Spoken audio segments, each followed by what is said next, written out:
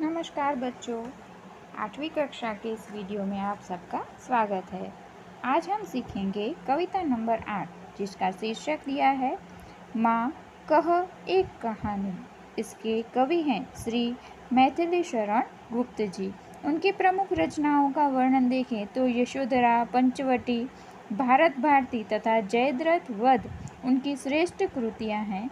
तो ऐसे ही हमारे मैथिली शरण गुप्त जी का एक महाकाव्य भी है जिसे साकेत नाम से जाना जाता है।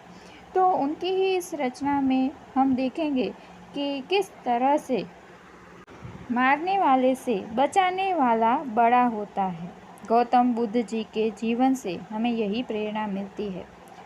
संवाद शैली में इस कविता में गौतम बुद्ध के बचपन की एक घटना का उल्लेख है जिसमें उनका पुत्र राहुल माँ यशोधरा से राजकुमार सिद्धार्थ की उस कहानी को दोहराने का आग्रह करते हैं जिससे उपयुक्त परिभाषा सच साबित होती है। यहाँ पर गौतम बुद्ध जिनका युवानी में नाम रहा था सिद्धार्थ, उनके पुत्र हैं राहुल जो गौतम बुद्ध की पत्नी यानी कि सिद्धार्थ की पत्नी यशोधरा से उनका पुत्र राहुल पूछता है कि माँ मुझे वही कहानी सुनाओ जो राजा सिद्धार्थ की कहानी है। और इस तरह दोनों के बीच वार्तालाप बातचीत के रूप में ये कविता प्रस्तुत की गई है। माँ कह एक कहानी, बेटा समझ लिया क्या तूने मुझको अपनी नानी। यहाँ पर राहुल है वो अपनी माँ यशोधरा से कहता है कि माँ मुझे एक कहानी सुनाओ। तब यशोधरा कहती है कि क्या तूने मुझे अपनी नानी समझा है कि मैं तुझे कहानी सुनाऊं। कहती है मुझसे यह चेटी, तू मेरी नानी की बेटी। कह माँ कह, लेटी लेटी राजा था या रानी। माँ कह एक कहानी। यहाँ पर यशोधरा कहती है कि क्या मैं तुम्हारी नानी हूँ। तब राहुल कहते हैं कि तुम मेरी नानी नहीं लेकिन नानी की बेटी हो, इसलिए तुम मुझे लेटे लेटे ही एक कहानी सुनाओ कि एक राजा था एक रानी थी। यशोधरा कहती है तू है हठी मान धन मेरे सुन, उपवन में बड़े सवेरे तात भ्रमण करते थे तेरे, जहाँ सुरभि मन मानी। जहाँ सुरभि मन मानी, हाँ माँ यही कहानी। अब यशोधरा राहुल से कहानी की शुरुआत करती है उनके तात यानी कि उनके पिता के बारे में जिनका नाम था सिद्धार्थ, और आगे जाकर जो भगवान गौतम बुद्ध के नाम से प्रसिद्ध हुए। तो यशोधरा कहती है तू है हठी यानी तू तो बहुत ही हठीला है, जिद्दी है। मेरा मान धन है यानी मेरा सबसे प्रिय है। तो सुन मैं तुझे कहानी सुनाती हूँ। उपवन में बड़े सवेरे यानी कि जंगल में बड़े सवेरे सुबह तात भ्रमण कर रहे थे तेरे, यानी तेरे जो तात पिता हैं वो भ्रमण कर रहे थे यानी घूम रहे थे। और सुरभि मनमानी थी यानी बहुत ही महकती हुई हवाएं चल रही थी। तब सिद्धार्थ कहते हैं कि सुरभि मनमानी इतनी महकती जंगल के अंदर, हाँ माँ वही कहानी तो मुझे सुना दी। यशोधरा कहती हैं वर्ण वर्ण के फूल खिले थे यानी अलग अलग रंग के फूल खिले हुए थे उपवन में। जलमल कर हिम बूंद हिले थे यानी कि जल के साथ मिलकर हिम बूंदे यानी कि पानी की बूंदें गिरी हुई थी। हल्के झोंके हिले मिले थे, लहराता था पानी यानी कि धीरे धीरे पानी है वो हवा के कारण लहरा रहा था और एकदम ठंडी हवा भी चल रही थी। राहुल कहता है लहराता था पानी, हाँ माँ वही कहानी सुनाओ। गाते थे खग कल कल स्वर में यानी जो खग यानी पक्षी हैं वो अपने कलरव में अपने स्वर में गा रहे थे। सहसा एक हंस ऊपर से यानी ऊपर से एक हंस सहसा यानी अचानक गिरा। बेधध होकर खग शर से हुई पक्षी की हानि यानी कि वह ऊपर से गिरा और उसका जो एक पक्ष है यानी कि उसकी जो एक साइड के पंख हैं उसकी हानि हुई यानी उसकी पंखों में घाव लगा हुआ है। हुई पक्ष की हानि करुणा भरी कहानी। राहुल कहता है कि क्या उसे घाव लगा था? बहुत ही करुणा भरी कहानी है माँ।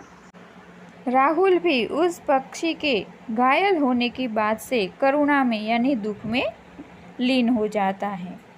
चौंक उन्होंने उसे उठाया, यानी यशोधरा कहती है कि तुम्हारे पिता ने यानी सिद्धार्थ ने चौंक कर इस घायल पक्षी को उठाया।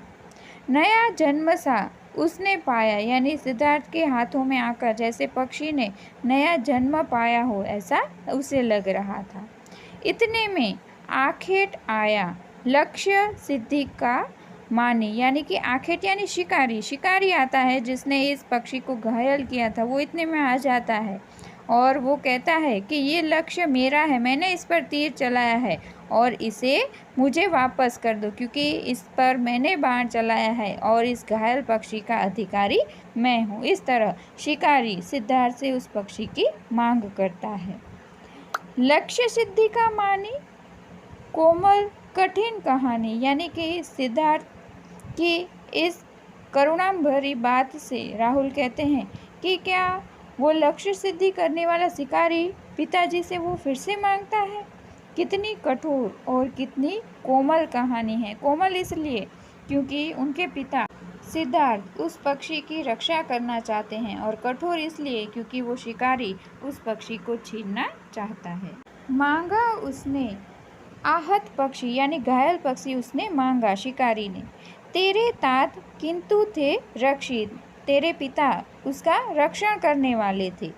तब उसने जो था खगभक्षी हट करने की ठानी, यानी जो शिकारी था वो खगभक्षी पक्षियों को खाने वाला था, उसने हट की और तेरे पिता से उस पक्षी को मांगने की जिद पर खड़ा रहा।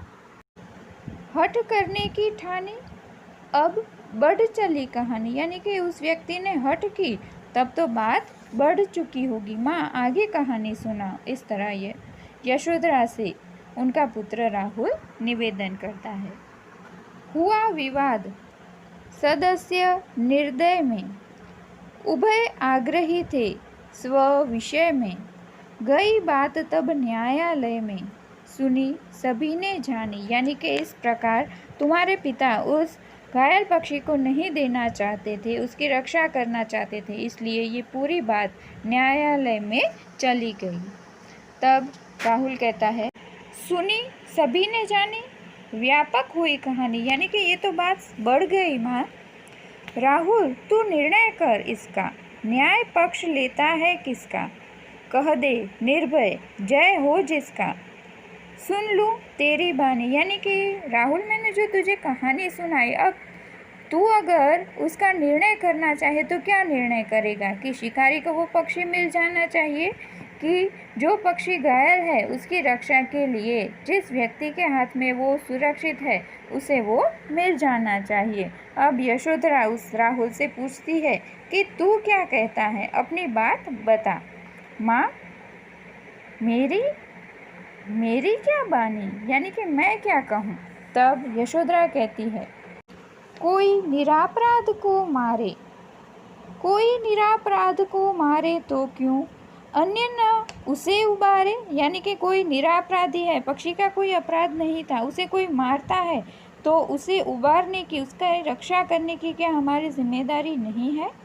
रक्षक पर भक्षक को वारे, न्याय दया का दानी, यानी कि जो रक्षक है उसकी पक्ष में ही हमें निर्णय करना चाहिए, भक्षक यानी कि मारने वाले के पक्ष में नहीं। यही सच्चा न्याय है। न्याय दया का दानी तूने सुनी कहानी। इस तरह यशोधरा अपने पुत्र को अच्छी बातों का ज्ञान देती है।